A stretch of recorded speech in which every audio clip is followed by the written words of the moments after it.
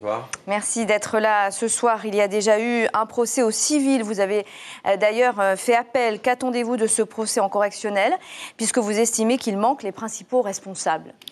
Il manque les principaux responsables parce qu'il ne faut pas que ce soit les petits qui payent et que ce soit les mécaniciens qui soient les seuls incriminés dans cette histoire, et que ce sont des décisions de management général de l'entreprise qui ont causé la perte de cet appareil et donc de la disparition de ces 20 personnes et de la traumatisation de ces 20 familles. Donc vous ne serez de toute façon pas satisfait de ce procès? On ne le saura pas, bien que nous avons quelques armes encore derrière nous et qu'on pourra encore agir. 8 prévenus seront donc entendus pendant l'audience, 8 personnes qui comparaîtront pour homicide involontaire 11 ans après. Est-ce que votre souhait de justice, à vous, les proches des victimes, est toujours aussi vivant? Il est très vivant pour un certain nombre d'entre nous. Il y en a beaucoup qui ont très peur de cette épreuve.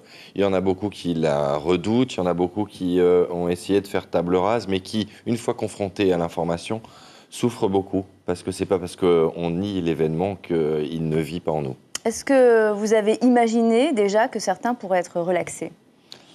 On a imaginé le pire, on n'est pas à l'abri, ça fait 11 ans, on sera au moment du procès dans la 12e année, donc on peut redouter le plus insupportable.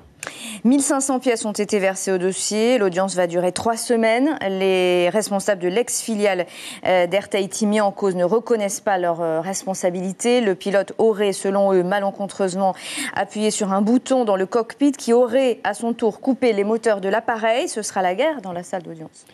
Ça risque d'être effectivement très compliqué, mais depuis le début, ça fait presque 11 ans maintenant, qu'il développe un certain nombre d'arguments qui ressemblent à une espèce de mayonnaise indigeste et absolument indescriptible. Tantôt c'est parce qu'il est malade, tantôt c'est parce qu'il a appuyé sur le mauvais bouton. Après c'est quand on remonte l'avion que le câble est cassé. On sent de la médiocrité et surtout on sent de la fébrilité. L'accident a eu lieu il y a 11 ans, vous venez de le rappeler. L'enquête a été ralentie parce que vous appelez, vous, des jeux de procédure. C'était donc volontaire, selon vous?